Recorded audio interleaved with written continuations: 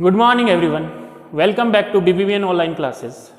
हम class 9th में laws of motion पढ़ रहे थे। इसमें अपन ने फर्स्ट लॉ पढ़ा जिसको अपन कहते हैं इनर्शिया, लॉ ऑफ इनर्शिया, और साथ साथ में अपन ने सेकेंड लॉ भी पढ़ा। सेकेंड लॉ क्या था? The rate of change of momentum is directly proportional to applied force. इसके बारे में भी अपन ने पढ़ लिया। इससे अपने को एक इक्वेशन मिली थी F इक्वल टू ma, और इसके ऊपर अपन ने कुछ न्यूमेरिकल भी सोल्व कर लिए। अब अपना जो नेक्स्ट लॉ है Newton's third law of motion, वो क्या है? For each and every action there is equal and opposite reaction. मतलब क्या है इसका कि जब अपन किसी ऑब्जेक्ट पे फोर्स लगाते हैं तो ऑब्जेक्ट भी उतना ही मैग्नीट्यूड का अपोजिट डायरेक्शन में फोर्स लगाता है। कि मैंने ऑब्जेक्ट पे फोर्स लगाया और ऑब्जेक्ट ने भी उतने ही मैग्नीट्यूड का मेरे ऊपर फोर्स लगाया, तो ये जो फोर्स ऑब्जेक्ट लगा रहा है अपोजिट डायरेक्शन में, उसको अपन बोलेंगे रिएक्शन। क्या बोलेंगे? Reaction.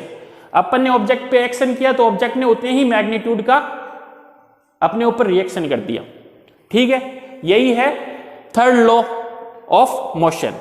For each and every action there is equal and opposite reaction. इसके कुछ एग्जाम्पल है, जैसे कि एक इनफ्लेटेड बलून है,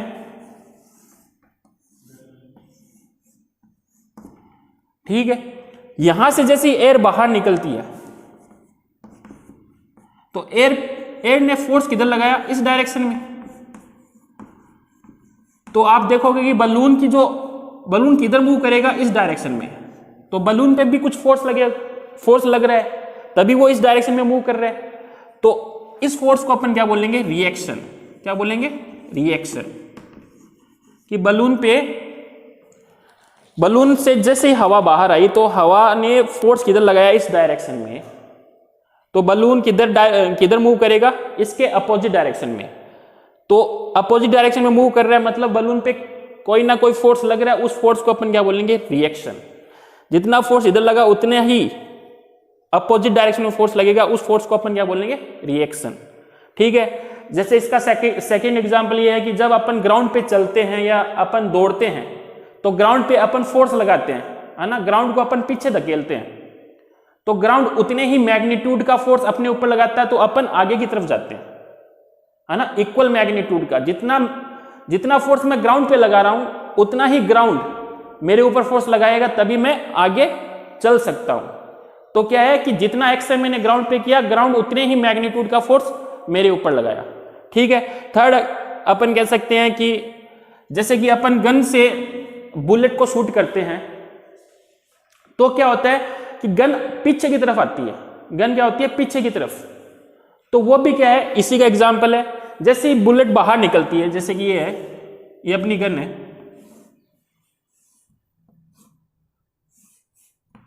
जैसे यहां से बुलेट बाहर निकलती है तो बुलेट पे एक्शन किधर हुआ? इस डायरेक्शन में, मतलब फोर्स इधर लगा। ठीक है, तो गन पे अपोजिट डायरेक्शन में इतने ही मैग्नीट्यूड का अपोजिट डायरेक्शन में क्या होगा? रिएक्शन। क्या होगा? रिएक्शन। जिससे गन क्या होगी? पीछे की तरफ धक्का लगेगा। यही है इसके example third law of motion के। ठीक है, इसके बाद में अपन पढ़ेंगे कंजर्वेशन ऑफ मोमेंटम। मोमेंटम मैंने आपको बता दिया था कि मोमेंटम क्या होता है कि मास इनटू वेलोसिटी के प्रोडक्ट को अपन क्या बोलते हैं? मोमेंटम। तो नेक्स्ट जो टॉपिक है वो है कंजर्वेशन ऑफ मोमेंटम। देखिए बच्चों, नेक्स्ट टॉपिक अपना है कंजर्वेशन ऑफ मोमेंटम। तो मोमेंटम के बारे में मैंने आपको पढ़ा दिया कि मोमेंटम क्या होता है? मास और वेलोसिटी के प्रोडक्ट को अपन क्या बोलते हैं? मोमेंटम।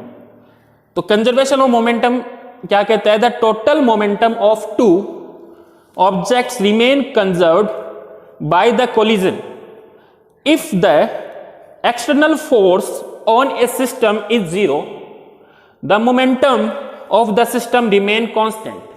तो इसको ऐसे समझते हैं कि ये दो ऑब्जेक्ट है A B। ऑब्जेक्ट A का मास m1 है, ऑब्जेक्ट B का मास m2 है। ठीक है, ऑब्जेक्ट A u1 वेलोसिटी से मूव कर रहा है, ऑब्जेक्ट B u2 वेलोसिटी से मूव कर रहा है। तो यहां पर टोटल मोमेंटम कितना हो गया? तो ऑब्जेक्ट ए का मोमेंटम कितना हो गया m1 u1, ये तो होता है मोमेंटम, और ऑब्जेक्ट बी का मोमेंटम कितना हो गया m2 u2, टोटल कितना हो गया, दोनों को ऐड कर दिया। ठीक है, ये हो गया इसका इनिशियल मोमेंटम। कुछ टाइम बाद में इनके बीच में क्या हुआ, कोलिजन हुआ, ये ऑब्जेक्ट ए, ये ऑब्जेक्ट बी। आफ्टर कोलिजन इनकी जो पोजीशन है वो ये है, जो ऑब्जेक्ट ए है वो v1 वेलोसिटी से मूव कर रहा है और ऑब्जेक्ट बी है वो v2 वेलोसिटी से मूव कर रहा है।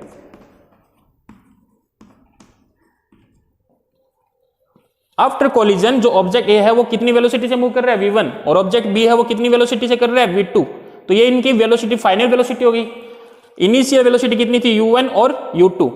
अब इनका मोमेंटम कितना हुआ, इनका मोमेंटम m1 v1, ये तो a का मोमेंटम और ये b का मोमेंटम, और टोटल मोमेंटम कितना हो गया, इन दोनों का ऐड।